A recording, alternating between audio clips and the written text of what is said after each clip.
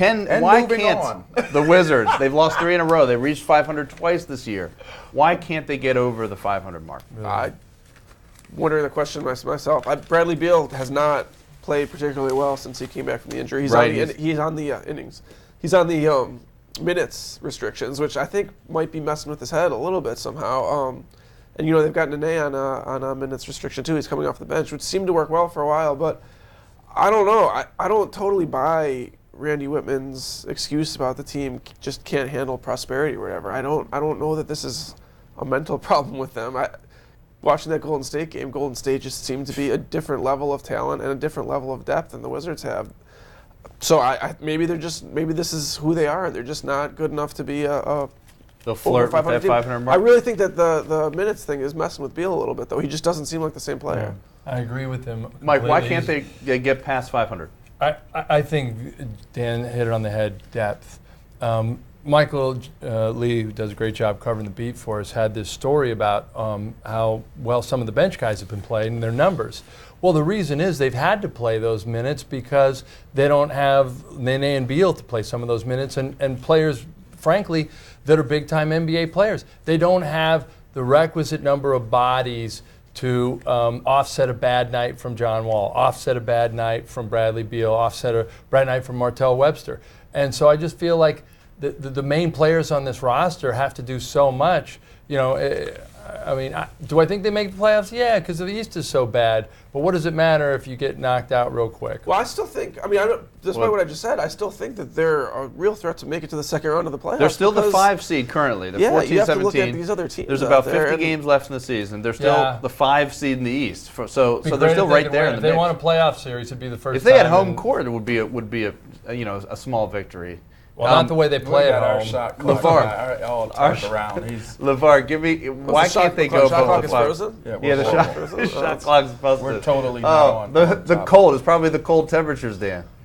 LeVar, what do you got, LeVar? I think it's Nene. Nene. He's the key, and I've said that as a constant theme. And the key to this team ever being able to get to the next level is going to be having a big man presence. I really do. When you had Gilbert Arenas and Larry Hughes and those guys here and they were making playoffs, or Jameson and Caron Butler, as crazy as it may sound, a guy like Brendan Hayward made a difference for this team down low.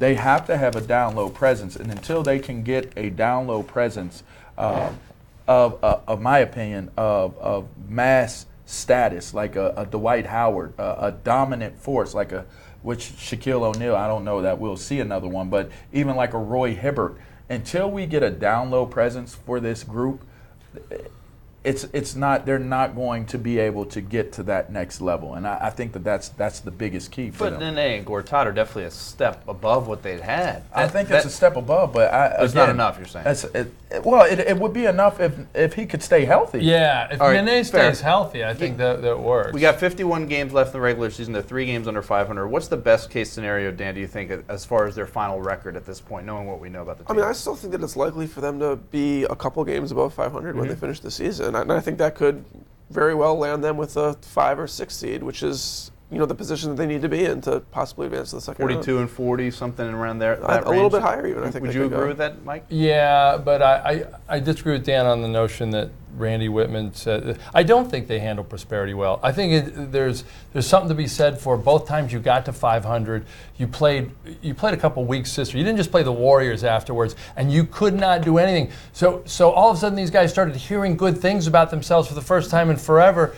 And there was a mental letdown. And so I'm not saying that was the defining reason. I believe the defining reason was what he said, depth, and the fact that Beal and Nene are limited minutes-wise. But I also think there's a mental thing, too, where you think you've accomplished something at 500. It seems like a simple answer, but to your point, and remember when we had Gortat on the live Post-Sports Live, they had just reached 500 for the first time, 9-9. Now we got some and he easy mentioned games. a couple of easy games upcoming, which Milwaukee they promptly lost. that's right. So there may be something to that.